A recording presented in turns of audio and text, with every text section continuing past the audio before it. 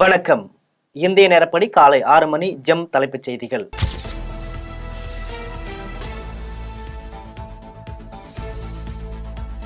விண்வெளி துறையில் இந்தியா பெரும் சக்தியாக மாறியுள்ளதாக பிரதமர் மோடி பெருமிதம். பல்லாயிரம் கோடி ரூபாய்களை பிற நாடுகள் செலவிடும் நிலையில் இந்திய விஞ்ஞானிகள் இருக்கும் வளத்தை கொண்டு சாதிப்பதாகவும் கருத்து.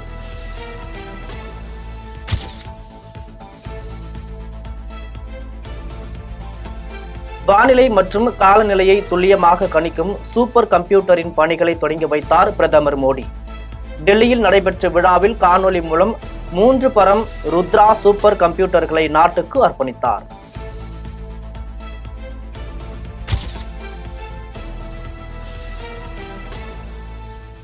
இரண்டு நாள் பயணமாக டெல்லி சென்றடைந்த முதலமைச்சர் மு.க. ஸ்டாலினுக்கு திமுக எம்பிக்கள் அதிகாரிகள் வரவேற்பு. இன்று காலை 11 மணிக்கு பிரதமர் மோடியை முதலமைச்சர் சந்திப்பார் என தகவல்.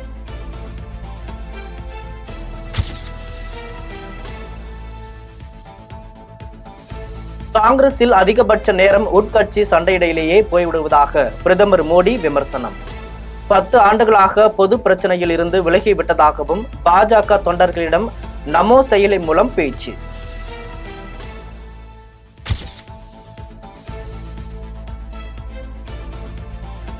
திருப்பதி லட்டு விவகாரத்தில் அரசியல் ஆதாயத்திற்காக சந்திரபாபு பொய் பிரச்சாரம் செய்ததாக ஜெகன்மோகன் குற்றச்சாட்டு.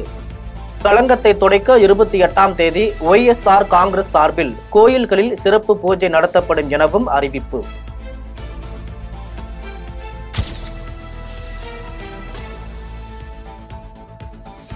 திருப்பதி லட்டு விவகாரம் விஸ்வரூபம் எடுத்துள்ள நிலையில் இன்று திருப்பதி செல்லும் ஜெகன்மோகன் ரெட்டி இந்து சமயத்தின் மீது நம்பிக்கை இருப்பதாக உறுதிமொழி படிவத்தில் கையெழுத்து பெற்ற பின்னர்தான் திருப்பதிக்குள் அனுமதிக்க வேண்டும் என பாஜக வலியுறுத்தல்.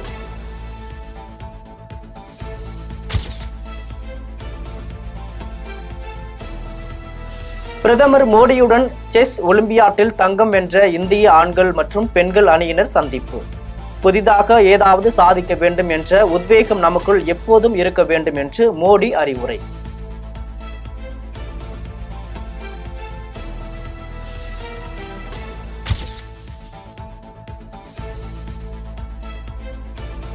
சென்னை வானகரத்தில் வைக்கப்பட்ட பேராயர் எஸ்ரா சர்க்குணம் உடலுக்கு முதலமைச்சர் மு.க. ஸ்டாலின் நேரில் அஞ்சலி.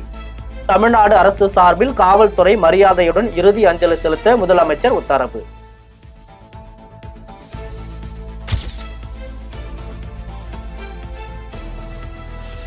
பேராயர் எஸ்ரா சர்க்குணம் மறைவுக்கு தமிழக வெற்றி கழக தலைவர் விஜய் இரங்கல்.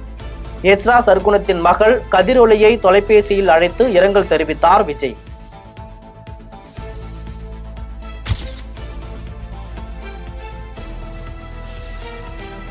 (471 நாட்கள் சிறைவாசத்திற்கு பிறகு வெளியே வந்த செந்தில் பாலாஜி. திமுக துண்டு போட்டு மலர்களை தூவி மேளதாளத்துடன் வரவேற்ற தொண்டர்கள்.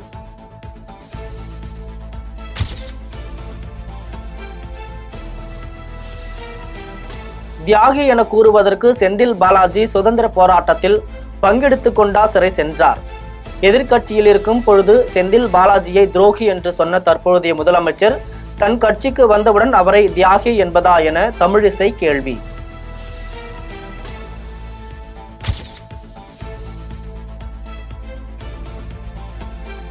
சிறையிலிருந்து வெளிவந்தவுடன் அண்ணா கருணாநிதி நினைவிடங்களில் செந்தில் பாலாஜி மரியாதை.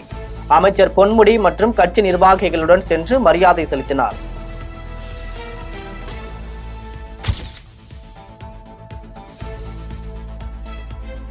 செந்தில் பாலாஜிக்கு ஜாமீன் வழங்கியது குறித்து பேசிய அரசியல் தலைவர்கள்.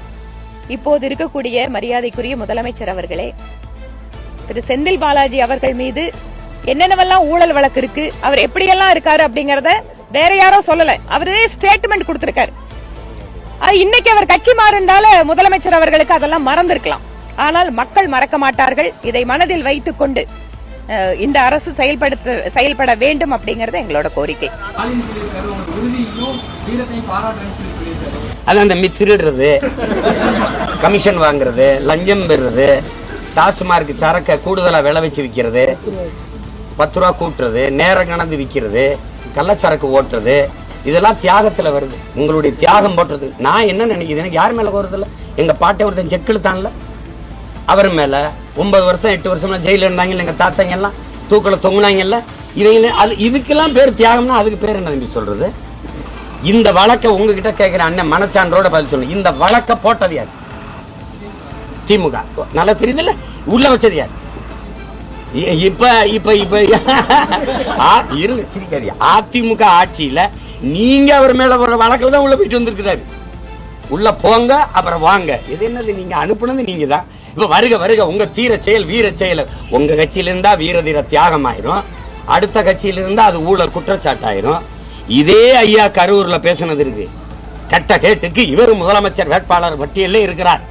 இந்த செந்தில் பாலாஜி செய்த ஊழல் தெரியுமா? அனுப்பிட்டா தம்பி உங்களுக்கு பகிரில் ஐயா பேசுனது.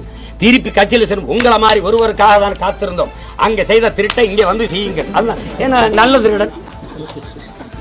இதுல என்ன நீங்க எல்லாம் சொல்லணும். இதை நீங்க அண்ணனே பேச வச்சுக்கிட்டு இருக்கீங்க. இந்த கொடுமையெல்லாம் வந்த உடனே அதுல பாருங்க, அவர் அமைச்சராவதில் எந்த தடையும் இல்லை என்று அமைச்சராக்குவாங்க.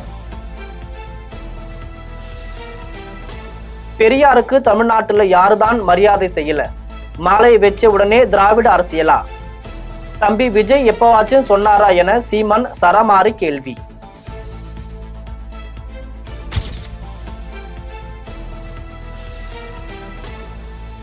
தாவேகா பொதுச் செயலாளர் புசி ஆனந்த் பனையூரில் உள்ள கட்சி அலுவலகத்தில் கட்சி நிர்வாகிகளுடன் ஆலோசனை. அக்டோபர் 27ஆம் தேதி விக்கிரவாண்டியில் நடக்கும் மாநாடு குறித்து முக்கிய ஆலோசனை.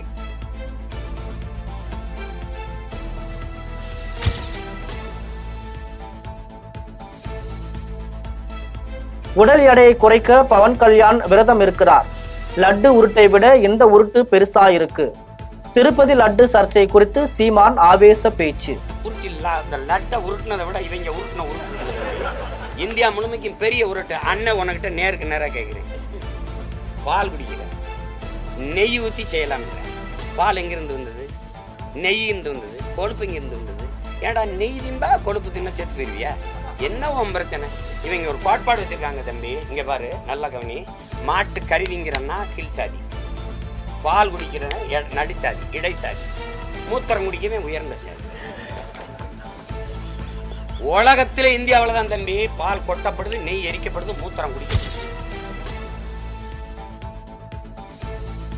கொலை வழக்கில் ஆஜராக வந்த பிரபல ரவுடியான ஜான் என்பவரை நீதிமன்றம் அருகே வைத்து குண்டுகட்டாக தூக்கி சென்று மற்றொரு வழக்கில் கைது செய்த போலீசார்.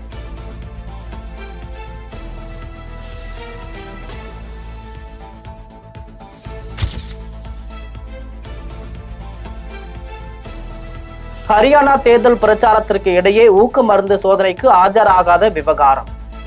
வினேஷ் போகத்திற்கு தேசிய ஊக்க மருந்து தடுப்பு அமைப்பு நோட்டீஸ்.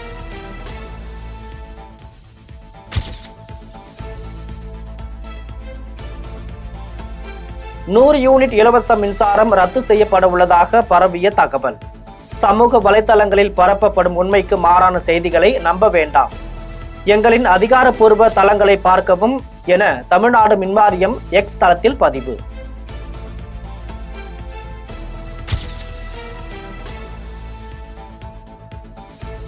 நெல்லை மாவட்டம் சங்கரன்கோவில் அருகே 3 பேரை கொலை செய்த வழக்கில் 4 பேருக்கு தூக்கு தண்டனை, 5 பேருக்கு 5 ஆயுள் தண்டனை, 2 இரட்டை ஆயுள் தண்டனையும் விதித்து நீதிபதி தீர்ப்பு.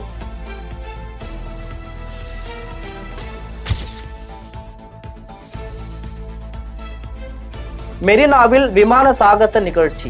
இந்திய விமானப்படையின் 92வது ஆண்டு விழாவையொட்டி சென்னை மெரினா கடற்கரையில் வருகிற அக்டோபர் 6ஆம் தேதி வான் சாகச நிகழ்ச்சி நடைபெற உள்ளதாக தகவல்.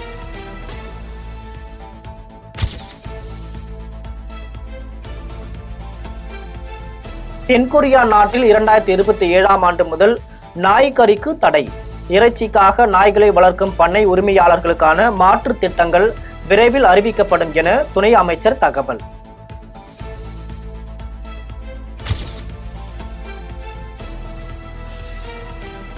பிரேசிலில் தொடர்ந்து 2வது ஆண்டாக கடும் வறட்சி. வறண்டு போன ஏராளமான நீர்நிலைகள்.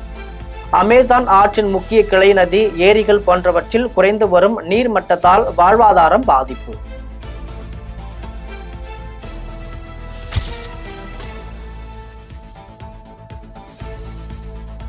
ஹிஜ்புல்லா அமைப்பின் மூத்த தலைவர் ஒருவரை குறிவைத்து லெபனான் தலைநகர் பெய்ரூட் மீது இஸ்ரேல் தாக்குதல்.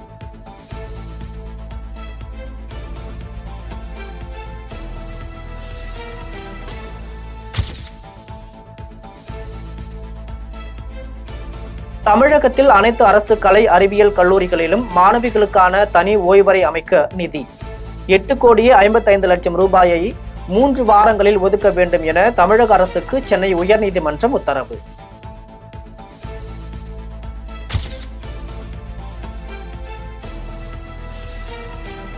சென்னை பெருநகர் மற்றும் புறநகரில் ஓரிரு இடங்களில் இன்று இடி மின்னலுடன் மழை பெய்ய வாய்ப்பு. அடுத்த 24 மணி நேரத்திற்கு வானம் மேகமூட்டத்துடன் காணப்படும் என வானிலை மையம் தகவல்.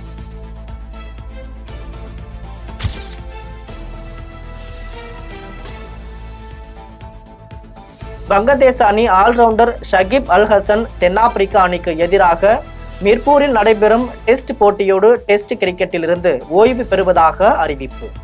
T20 கிரிக்கெட்டிலிருந்து ஏற்கனவே ஓய்வு பெற்றுவிட்டதாகவும் பேச்சு.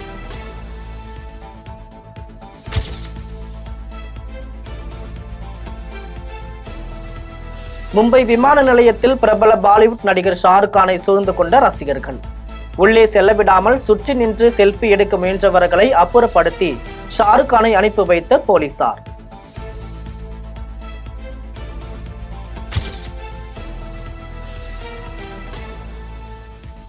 ரஜினியின் வேட்டையன் படத்தில் தமிழில் பேசுகிறார் அமிதாப் பச்சன்.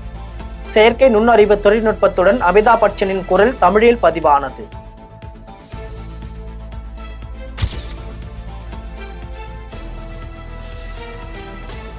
யோகி பாபு நடிக்கும் மிஸ் மேகி திரைப்படத்தின் டீசர் இன்று மாலை 6 மணிக்கு வெளியாகும் என படக்குழு அறிவிப்பு.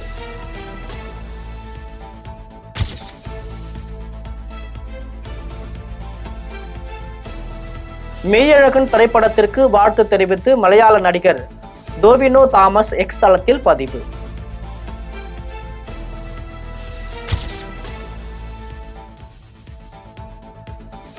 அக்டோபர் 11ஆம் தேதி காஸ்ட்ரா OTT தளத்தில் இயக்குனர் மாரி செல்வராஜ் வாழை திரைப்படம் வெளியாகும் என படக்குழு அறிவிப்பு.